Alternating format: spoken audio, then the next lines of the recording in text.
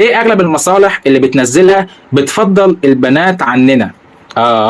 دخلنا في العنصريه اهو. بس هو سؤال حلو للامانه، اللي هو ليه اغلب المصالح اللي بتنزلها بتفضل انها تاخد بنات؟ الموضوع بسيط وهتلاقي معمول منه ميمز كتير على فكره. انا دلوقتي لما هجيب واحد اشغله عندي هيقول لي انا اقل من 5000 جنيه مش واخد، اقل من 6000 جنيه مش واخد، اقل من 7000 جنيه مش واخد، ده حقي. لما هجيب بنت لا انا هديكي 3000 جنيه هتقول لك واو اوه ماي جاد ده مرتب جامد فشخ جميل، لان عندها اب وعندها ام بيصرفوا عليها فمش فارقه معاها. طبعا مش كل البنات كده برضو عشان تبقوا فاهمين. فاللي هو انا لما هجيب بنتين واشغلهم ب 6000، بنتين هيكونوا ماسكين حاجتين، ولا ان اجيب ولد واحد مصاريفه كتير ويقول لي ده انا بصرف، ده انا ايه ده انت هتديني 5000؟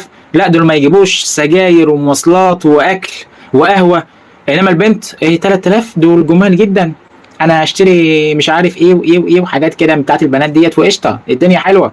فهي دي الفكره، انا هجيب بنتين، انا هجيب 4 بنات اشغلهم عندي يشتروا لي المحل كله من اوله لاخره وادفع لهم 10000 جنيه، ولا ان اجيب ولدين وادفع لهم ال 10000 جنيه ويقعدوا يذلوا فيا، ولو حد صنايعي جديد اجى هيمشوه، انما ال4 بنات هياخدوا ال5 ومش هتفرق معاهم ويعلموها. على فكره ان بنت تعلمك مصلحه احسن بكتير ان ولد يعلمك مصلحه، وده من واقع الحياه. يعني انا كنت شغال قبل كده والبنات هي اللي علمتني مش الولاد.